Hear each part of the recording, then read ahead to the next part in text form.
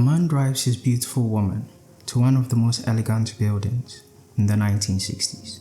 The building was freshly opened and fully packed, and she could not be more excited for this wonderful date. The scenery was majestic, and he decided to use this opportunity to propose to her. While he did, a young boy was playing around with a coin, and a staff member on the tower asked him to nicely stop, but he stubbornly refused, throwing the coin into the air. Somehow, the coin found its way into a ventilation shaft, stopping the fan immediately. Paul and Iris went back inside to celebrate their engagement. While everyone danced and was merry, the ground beneath began to break. The coin somehow detached the fan handle, breaking into a gas pipe and leaking into the air. The glass floor collapsed and people started falling from the skies.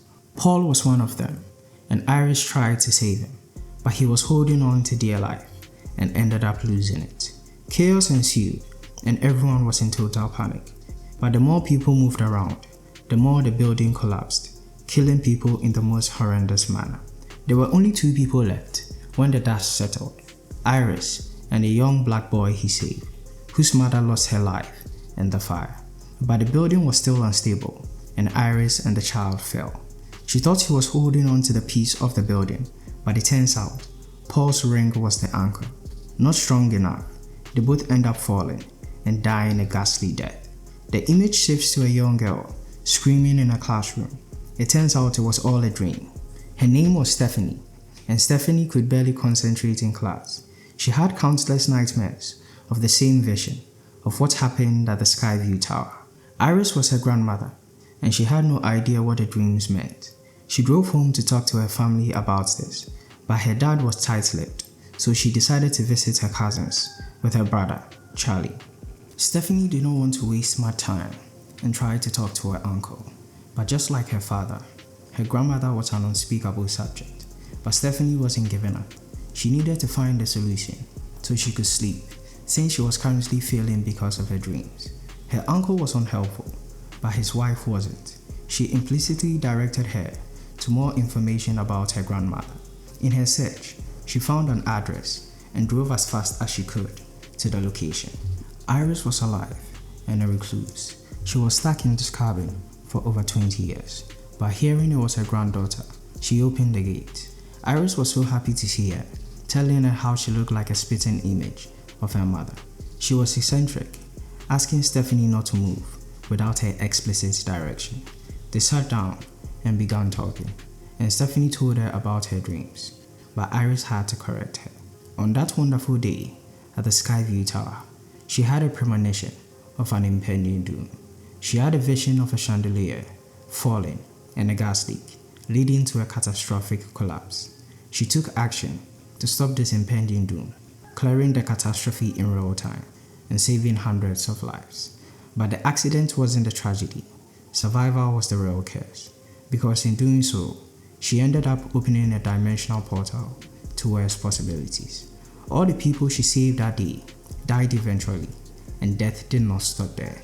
It was out for revenge, to kill everyone that was a bloodline to those people. Stefani started getting scared. She wanted to leave, but Iris tried to give her a book on how to defeat death. At first, she did not want to take it. She did not believe anything Iris said, but Iris had known death for such a long time. She knew exactly how to put herself in its crossroads to take her away. Stefani was screaming, but this time, it was for something real. Granny was buried, but now Stefani could not stop thinking about what she said. Is any of this real? And so she started to investigate and started seeing the signs. Every event was connected. It was like a math equation, and she began connecting the dots. She drove from her house to her uncle's, where they were having an after party for Granny. She tried calling Charlie, but his phone was displaced. She arrived, looking for any outliers, but for the most part, everything was fine. But unlucky for Uncle Howard, he stepped on the glass and fell on the floor, while a lone ranger feasted on his face. The family began to realize maybe Granny wasn't that crazy after all, and Stefani built a family tree to predict who was going to die next. She was restless, trying to protect everyone, but he still believed both deaths were a coincidence and nothing else. The next victim was her cousin Erik. Erik worked at a tattoo shop. He was careless and indignant. Miraculously, he got stuck at work and a mysterious fire began. He ended up falling into the fire. Stefani was worried and woke Charlie up to check on Erik, and when there was no answer, they started driving to his shop. Charlie heard on the news that his shop burned down, but out of nowhere came Erik, alive and well. He was still playing with death and almost lost his life. His younger sister came out of the house and was going for a jog. She got hit by a soccer ball, which threw her into a bin and into the trash car. They all chased after the car while the driver was having the time of his life, but eventually they stopped him. Steph tried to save her, but she lost her life in the process. Steph was confused. Death killed in order. How did she get this wrong?